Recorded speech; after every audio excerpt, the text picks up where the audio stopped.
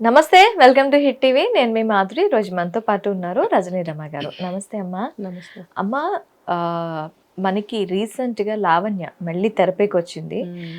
లావణ్య అంటే ఇప్పుడు ఎక్కడైతే ఉంటుందో రాస్తరును కొనుక్కున్న ఇంట్లో లావణ్య కూడా ఉంటుంది. ఇది వాళ్ళు ఆ ఇల్లు కొనుక్కుంటున్నప్పటి నుంచి వాళ్ళు ఉంటున్నారు. తనని బయటకు పంపించేంత ఇది లేక రాస్తరుని కూడా ఏం మాట్లాడలేకపోతున్నాడు. ఏమంటే కేసులు అంటుంది, పోలీస్ స్టేషన్ అంటుంది, నాన్న రచ్చ నాన్న యాగి చేస్తుంది. సర్లే ఉంది. అయితే రాస్తరుణ్ పేరెంట్స్ నిన్న వాళ్ళ ఇంటికి వెళ్తే మెడపట్టుకు బయటకు తోసేస్తుందంట వాళ్ళ నాన్నగారిని. ఎలా చూడాలంటారు దీన్ని? ఎవరి హక్కు వాళ్ళు తీసుకోవాలి కదా.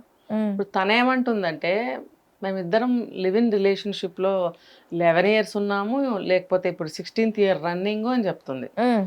మరి ఇన్ని సంవత్సరాలు మేము కలిసి ఉన్నప్పుడు నాది కాదా? మరి ఇది కొత్త రూల్ నాకు కూడా ఆశ్చర్యం వేసింది. నాది కాదా అన్నది ఓకే, నాకు ఇది చట్టరీత్యా వర్తిస్తుందా? అదే తను మరి ఏ నాలెడ్జ్తో అలా అలా అన్నదో తెలియదు.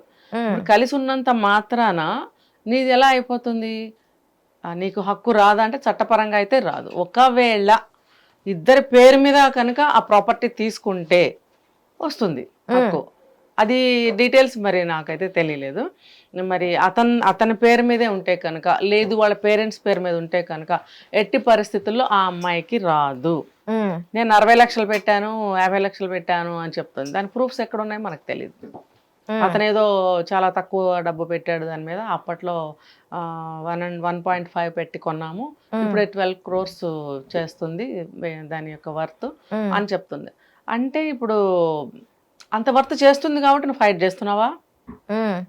లేకపోతే నువ్వు 60 లక్షలు పెట్టినందుకు ఫైట్ చేస్తున్నావా? ఎట్లా చూసుకున్నా కానీ మనీ పరంగా చూసుకుని విడిపోవడం మంచిది. ఫైట్ గురించి ఒకటి పక్కన పెడదాం. ఓకే, 60 లక్షలు 50 లక్షలు తనకు కూడా పెట్టాడు, నువ్వు పెట్టావు, తను కూడా పెట్టాడు. అవును, తన ఇంట్లోకి తన పేరెంట్స్ కి వచ్చే హక్కు లేదు. అది సెకండరీ. ఇప్పుడు వాళ్ళు వచ్చారు, సరే నీకు హక్కు ఉంది అని అనుకుంటే ఒక పక్కన మాట్లాడదాం. మరి అతనికి కూడా హక్కు ఉంది కదా. అట్ ద సేమ్ టైం అతనికి కూడా రైట్స్ ఉన్నాయి ఉండడానికి కానీ, ఏం చేసుకోవడానికైనా కానీ, ఎలా అయినా కానీ ఉన్నప్పుడు వాళ్ళ పేరెంట్స్ ఉంటానికి ఉండదా? ఇప్పుడు వాళ్ళ పేరెంట్స్ వచ్చారు. ఇప్పుడు ఈ లావణ్య వాళ్ళ ఫాదర్ కూడా డిఫైన్ చేసుకుంటున్నారు ఏమిటంటే అదంతా నాటకము, కాలుకి బ్యాండేజ్, నిలబడలేకపోవడము, కళ్ళు తిరుగుతున్నాయి అనడం, ఇదంతా నాటకము. అది బాగానే ఇప్పుడు అదేదో క్వార్టర్ ఇస్తానో ఆఫ్ ఇస్తానో అని పరిగెత్తుతాడు ఇప్పుడు అని పిచ్చి పిచ్చి మాటలన్నీ మాట్లాడారు. అసలు అవన్నీ అవసరమా ఇక్కడ?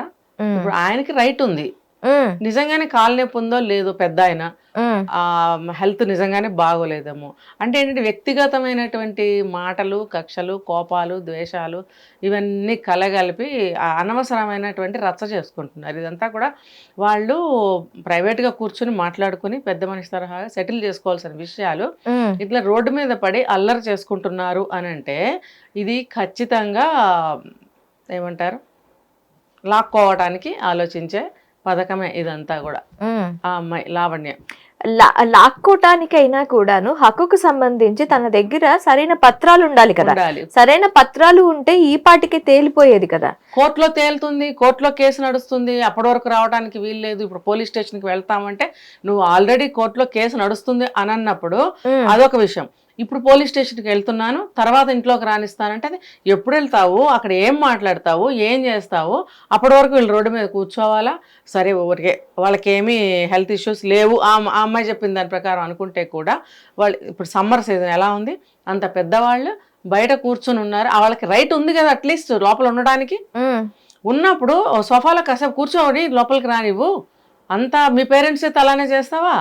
అది ఎవరైనా అంటే నా మీదకి వాళ్ళు అటాక్ చేశారు 15 members వచ్చి, అందుకని నేను రానివ్వటం లేదు అని మాట్లాడుతుంది. ఏది ఏమైనా సరే ఇప్పుడు ఒక పక్కనేమో అబ్బాయిని నేను ఇంకా ఇష్టపడుతున్నాను అని అంటుంది. అన్నప్పుడు వాళ్ళని మినిమం రెస్పెక్ట్ చేయాలి కదా. బ్యాక్ ఎండ్ లో వినిపిస్తున్న ఇంకొక స్టోరీ ఏంటి అంటే ఈ అమ్మాయి డ్రగ్స్ కి ఆ ఇంటిని అడ్డాగా పెట్టుకొని ఆ డ్రగ్స్ ని ఆ ఇంటి నుంచే సరఫరా చేస్తుంది అనేది బ్యాక్ ఎండ్ లో వినిపిస్తున్న ఒక స్టోరీ. మనకి నిజాలు తెలియవు. అక్కడ చుట్టుపక్కల ఉన్న వాళ్ళు రాస్తరుని అప్రోచ్ అయితే తను డైరెక్ట్ గా ఇన్వాల్వ్ అవ్వకుండా, తను డైరెక్ట్ గా ఇన్వాల్వ్ అయితే ఏదైనా ప్రాబ్లం అవుతుంది అనే ఉద్దేశంతో ఇలా తన పేరెంట్స్ ని పంపించాడని ఒక వినికిడి. ఇది ఎంతవరకు నిజం అనేది తెలీదు. మేబీ ఇలా జరిగి ఉంటే తను తీసుకున్న స్టెప్ కరెక్ట్, రాజ్ తీసుకున్న స్టెప్ కరెక్టే అంటారా? అంటే రాజ్ తరుణ్ డ్రగ్స్ ఇది ముందు నుంచి వింటున్నాం మనం. ఉంది ఎందుకంటే ప్రెసెంట్ తను ఏమైనా మానేసి ఉంటే ఉండవచ్చు. నాకు తెలిసి లాస్ట్ టైం చాలా పెద్ద గొడవ అయింది ఇలాగే, ఇంకొక అమ్మాయి కూడా ఇలా వచ్చింది అని చెప్పి. అప్పుడు గొడవ అయినప్పుడు కూడా ఈమె డ్రగ్స్ తీసుకుని ఉంది అని చెప్పారు. ఇప్పుడు ఏమని అంటుందంటే, నాకు టెస్టులు చేసుకోండి, నాకు డ్రగ్స్ నేను తీసుకోవట్లేదు, బ్లడ్ టెస్ట్ తీసుకోండి, అది ఇదేనని అంటుంది. ఏమైనా సరే మీరు చెప్పింది కూడా కరెక్టే అయి ఉండొచ్చు. అందు గురించే పేరెంట్స్ని తీసుకొచ్చి నువ్వు లోపల ఉండండి, ఈ ఇంట్లో ఉండడానికి మాకు హక్కు ఉంది. ఎందుకంటే ఇంపార్టెంట్, ఆ ఇల్లు ఖాళీ చేయించాలి. ఎస్, మెయిన్ పాయింట్ ఇది. ఎందుకు ఖాళీ ఇన్నాళ్ళు ఎందుకు ఊరుకున్నాడు? లాస్ట్ టైం గొడవ అయినప్పుడు కూడా అతను ఏమని చెప్పాడంటే, రాజ్ తరుణ్ స్టేట్మెంట్, ఆమె ఇలాగే ఇంకొక 2-3 అబ్బాయిలతో పేర్లు వద్దులేండి, వాళ్ళతోటి కూడా ఉంది, తను డ్రింక్ తీసుకుంటుంది, డ్రగ్స్ తీసుకుంటుంది, ఆ న్యూసెన్స్ నేను భరించలేక నేను పైన ఉంటున్నాను ఆమెతో విడిపోయి, అప్పటి నుంచి మేమిద్దరం కలిసి ఉండటం లేదని కూడా చెప్పాడు. చెప్పినప్పుడు ఇప్పుడు మీరు చెప్పినప్పుడు ఈ కంటిన్యూ అవుతుంది అనుకోండి, ఒకవేళ ఈ డ్రగ్స్ వ్యాపారం ఏదైనా కానీ, ఇప్పుడు నా ఇంట్లో ఇటువంటి చెడ్డ పని జరిగితే అది నాకు ఇష్టం ఉండదు కదా, నా ఇల్లు ఖాళీ చేయించాలి. ఇప్పుడు వాళ్ళ ఫాదర్ కూడా ఇదే మాట్లాడారు, అవును ఖాళీ చేయించాలండి. ఇప్పుడు లావణ్య కూడా అదే మాట్లాడారు, నన్ను ఖాళీ చేయించడమే వీళ్ళ మెయిన్ ఉద్దేశము. అంటే అందరి ఉద్దేశం కూడా ఆవిడని ఖాళీ చేయించాలనే. ఎందుకు అని అంటే, ఇదే లోపల ఇల్లీగల్ పని జరుగుతుంది, అది ఇష్టం లేని పని, ముఖ్యంగా చేయకూడని పని, ఇష్టం లేని పని, అది చట్టరీత్యా కూడా కరెక్ట్ కాదు. ఇంకొకటి అంటే తన ఇంట్లో జరుగుతుంది కాబట్టి, ఆ అమ్మాయితో కనెక్షన్స్ లేవు కాబట్టి నువ్వు వెళ్ళిపోవాలి ఇమీడియట్గా, నువ్వు ఖాళీ చేయాలి. మెయిన్ ఏంటంటే నీకే రైట్ లేదు. ఒక కలిసి ఉన్నంత మాత్రాన నీకు ఎటువంటి హక్కులు వస్తాయి? నువ్వు డబ్బు పెట్టినట్టయితే కనుక దాన్ని నువ్వు ఒక త్రూ ప్రాపర్ ఛానల్ నువ్వు ఆ డబ్బుని తీసుకుని బయటపడిపోవడమే నీకు ఉన్నటువంటి ఏకైక మార్గం. ఆ ఇంటి మీద నీకు రైట్స్ ఉండవు, అంతే. ఓకే, మరి ఇప్పుడు ఆ అమ్మాయిని బయటకు పంపించాలి అంటే ఇటు పోలీసుల సపోర్ట్ లేదు. పోలీసులు అమ్మాయికి కొంగు కాస్తున్నారు అని చెప్పి కూడా ఒక మాట వస్తుంది బయటకి. ఏ దీనికి వెళ్ళినా కూడాను పోలీసుల అమ్మాయితో కొన్ని ఆడియో రికార్డ్స్ లో కూడా పోలీసులే ఆమెకు దాసోహం అన్నట్టు ఉన్నాయి. ఇలాంటి సిచ్యువేషన్ లో వాళ్ళ ఫ్యామిలీ కానీ వాళ్ళు కానీ ఎక్కడికి వెళ్తే వాళ్ళకి న్యాయం జరుగుతుంది? నాకు తెలిసి ఇది ఇప్పుడు స్టార్ట్ అయిన సమస్య కాదు, ఇది చాలా నుంచి జరుగుతుంది, ఇయర్స్ నుంచి జరుగుతున్నప్పుడు వాళ్ళు కూడా విసిగిపోతారు, పోలీసు వాళ్ళు కూడా పట్టించుకోరు ఇంకా. అయితే తను చెప్పినట్టు కోర్టులో కేసు నడుస్తుంది కదా, ఆ జడ్జిమెంట్ వచ్చే వరకు వెయిట్ చేయవలసిందే. ఇంకా మళ్ళీ ఎక్కడికో వెళ్ళి మళ్ళీ కేసు వేసి ఇదంతా కూడా వర్కౌట్ అవుతుందని నాకు అనిపించట్లేదు. ఎందుకంటే చూస్తున్నావు ఎవరు రెస్పాండ్ అవ్వట్లేదు అక్కడ. తను ఒక్కటే డోర్ కడ్డంగా నిలబడి, ఒక ఫాదర్ ఉన్నారు అంతే అక్కడ, ఆ అమ్మాయి ఒక్కటే డిఫైన్ చేసుకుంటుంది అక్కడ, ఆర్గ్యూ చేస్తుంది, ఫైట్ చేస్తుంది. ఇంకా ఇప్పుడు నేను పోలీస్ స్టేషన్కి వెళ్తాను అంటుంది. ఎందుకు వెళ్తుందో కూడా నాకు అర్థం కాలేదు. అంటే వీళ్ళు వచ్చి నన్ను ఇలా అటాక్ చేశారు, కొట్టారు. పోలీస్ స్టేషన్ కి ఈ అమ్మాయి వెళ్ళడం ఎందుకు? 100 ఫోన్ చేస్తే నాకు మీద అటాక్ వచ్చారని చెప్పి ఈ అమ్మాయి పిలిపించవచ్చు కదా. పిలిపించవచ్చు అంటే ఏంటంటే ఏదో అక్కడ కాసేపు మేకపోతు గాంభీర్యం వహించాలి కదా, ఏవో కొన్ని మాటలు అడ్డం వేసుకోవడం. నిజానికి పోలీస్ స్టేషన్కి వెళ్ళవలసిన సిచ్యువేషన్ కానే కాదు అది. ఎందుకంటే ఆ ఇల్లు వాళ్ళది, వాళ్ళు హక్కుగా వచ్చారు, మేము ఉంటామంటున్నారు, నువ్వు ఉండనివ్వట్లేదు, ఇంకా మెడ పట్టుకుని గెంటింది అని కూడా చెప్తున్నారు. ఆ సీన్ నేను చూడలేదు. అంత జరిగినప్పుడు పోలీస్ స్టేషన్కి వెళ్ళినా సరే ఆ అమ్మాయికే బుద్ధి చెప్తారు. అంత ఈజీగా అదే పనిగా కంటిన్యూగా కేసులు తీసుకుంటుంటారా వాళ్ళు? వాళ్ళేమి ఇంట్రెస్ట్గా ఉండరండి. అమ్మ నువ్వు ఆల్రెడీ కేసు వేసావో నడుస్తుంది, అది జడ్జిమెంట్ వచ్చే వరకు నువ్వు వెయిట్ చేయి, ఏంటి చిన్న ఇవన్నీ మాకేం వేరే డ్యూటీస్ లేవా అని కూడా అంటారు. ఎందుకంటే అది డైల్యూట్ అయిపోతుంది, టైం గడిచే కొద్దీ, సంవత్సరాలు గడిచే కొద్దీ ఆ విషయం మీద కానీ మనుషుల మీద కానీ ఇంట్రెస్ట్ అనేది డైల్యూట్ అయిపోతూ ఉంటుంది. ఇదంతా వర్త్ కాదు ఈ కేసు, ఊరికే తీసుకుని మనం తిరగడం అని అనిపిస్తుంది. ఇంకా సిల్లీగా అనమాట. ఇవన్నీ కూడా పర్సనల్ మ్యాటర్స్ ఇవన్నీ. వీటన్నిటికీ పోలీసులు ఏం చెప్తారు? వీళ్ళు చిన్న ప్రాపర్టీస్ విషయంలోనే ఈ పెద్ద సెలబ్రిటీస్ కూడా సిల్లీగా గొడవలు సిల్లీ అని మనకు అనిపిస్తుంది, వాళ్ళకి సీరియస్. అవును, ఏది ఏమైనా సరే బయటకు వచ్చేస్తున్నారు. ఎందుకు? పరువు తీసేస్తే లొంగుతారు. లొంగుతారు. ఇది మెయిన్ మోటో. కాబట్టి ఇప్పుడు చండాలంగా చూడండి, అంత వయసు వాళ్ళని, ఆ పేరు ప్రతిష్టలు ఉన్న యాక్టర్స్ వాళ్ళ పేరెంట్స్ రోడ్డు మీద ఆవిడ ఏడుస్తుంది పాప, ఎండలో కూర్చొని కదలలేకపోతున్నారు వాళ్ళు. చూడండి, హెల్త్ ఇష్యూస్ అయితే ఉండనే ఉంటాయి, 50 క్రాస్ అయితే ఎందుకుండా ఉంటాయి, ఏదో ఒకటి ఉంటాయి. అందులోకి ఎండాకాలం, ఇంత ఎండలో వాళ్ళు ఎంత అల్లాడుతున్నారో చూడండి. ఇప్పుడు ఆ అమ్మాయి లోపలికి పిలుచుకొచ్చి కూర్చోబెట్టి నువ్వు జెన్యున్గా, సారీ, నువ్వు పద్ధతిగా మాట్లాడినట్టయితే కనుక అవతల వాళ్ళు కూడా కొంచెం కన్సిడర్ చేస్తారు, కొంచెం జాలి పడతారు, నిజమే అని ఒప్పుకోవడానికి ముందుకొస్తారు. నువ్వు అలా డోర్ కడ్డంగా నుంచుని గెంటించడం, ఇంకొక ట్విస్ట్ ఏంటంటే రాజ్ తరుణ్ ని పెళ్లి చేసుకుంటానని చెప్పి అనుకునేటప్పుడు వాళ్ళ పేరెంట్స్ కూడా ఒప్పుకున్నారు అమ్మాయిని పెళ్లి చేసుకోవటానికి అని చెప్పి. అమ్మాయి తరపున పేరెంట్స్ కూడా ఒప్పుకున్నారు పెళ్లి చేసుకోవటానికి. ఈ అమ్మాయి మాత్రమే నేను పెళ్లి చేసుకోనని చెప్పింది, పక్కదారి పట్టింది, వేరే వేరే వ్యవహారాలు. మరి తనే చేసుకుంది చేతులారా. ఇప్పుడేమో రోడ్డును రచన చేస్తుంది.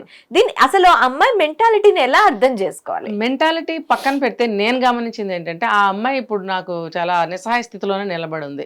ఎటువంటి హెల్ప్ లేదు, డబ్బు కూడా ఏమాత్రం ఉన్నట్టుగా లేదు, ఎవరు హెల్ప్ రావట్లేదు. తనకు తనే డిఫైన్ చేసుకుంటూ ఆర్గ్యూ చేస్తే అలా ఎంతసేపు ఉంటుంది?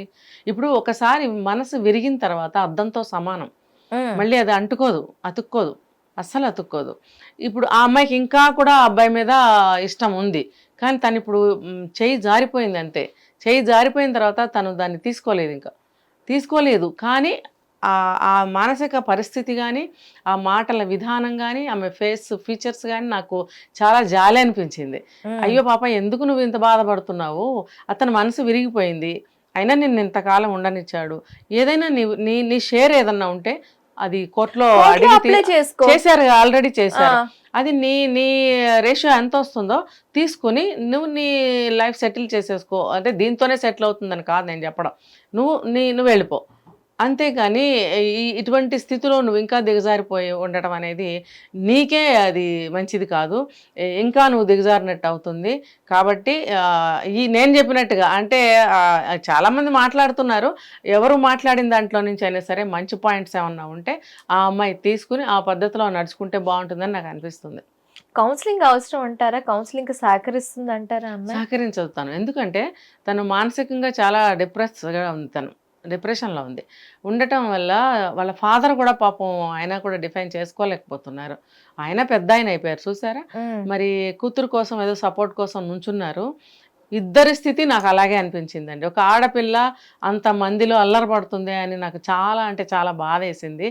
ఇప్పుడైనా సరే లావణ్య, నేను చెప్పినట్టుగా నీకు నచ్చితే ఇష్టమైతే నువ్వు కోర్టులో నీ రేషియో ఏది ఉందో దానికోసం మాత్రమే ఫైట్ చేసి ఆ రేషియో తీసుకుని వెళ్ళిపోమ్మా అని చెప్తున్నాను. ఓకే అమ్మా, thank you very much. Hit TV app, ఇందులో short news, live news, entertainment shows, movies, digital magazines తో పాటు మీ జిల్లా వార్తలను కూడా ఫ్రీగా చూడొచ్చు. ఇంకెందుకు ఆలస్యం, వెంటనే హిట్ టీవీ యాప్ ని డౌన్లోడ్ చేసుకుని ఫ్రీగా ఎంటర్టైన్మెంట్ పొందండి. Hit TV app. Hit TV app. Please download hit TV app. Hit TV app ని ఫ్రీగా డౌన్లోడ్ చేసుకుని ఎంజాయ్ చేయండి. మీకు నచ్చిన ఎంటర్టైన్మెంట్ కోసం హిట్ టీవీ యాప్ ని ఫ్రీగా డౌన్లోడ్ చేసుకుని ఎంజాయ్ చేయండి. హిట్ టీవీ యాప్ ని డౌన్లోడ్ చేసుకుని ఆస్వాదించండి, ఆశీర్వదించండి. ఇంతమంది సెలబ్రిటీలు హిట్ టీవీ యాప్ ని డౌన్లోడ్ చేసుకోండి అని చెప్తున్నారంటే ఎంత మంచి యాప్ ఆలోచించండి. అమెరికా అమెరికా అమెరికా అమెరికాలో చదవాలనుకునే వాళ్ళకి విశ్వసనీయమైన పేరు మన శౌర్య కన్సల్టెన్సీ. UK లో 1 year masters, UK లో 1 year masters, 2 years work permit up to 5 years visa. Contact Saurya Consultancy. Contact 89851 89851.